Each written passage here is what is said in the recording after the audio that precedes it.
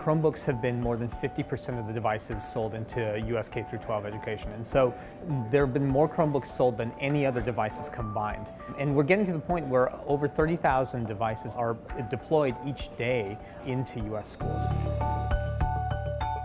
What's been really interesting is that if you look a couple of years ago, we were only at about 2% of the market.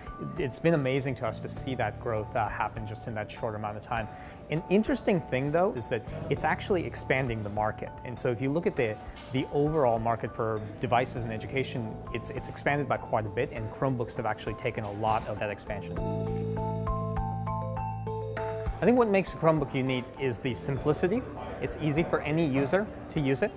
The shareability, multiple users can use it very, very securely and very easily, and the manageability. But then it's what you do with those devices that's really important. That's where Google Apps for Education in Classroom has really come in. Over 50 million students are using Google Apps for Education to do things like, for example, have shared documents between multiple students or the students and the teacher, and those work very seamlessly on a Chromebook.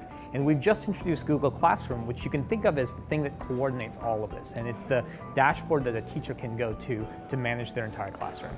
One of the great things with Chromebooks is you can individualize education and actually teach to the level of the student.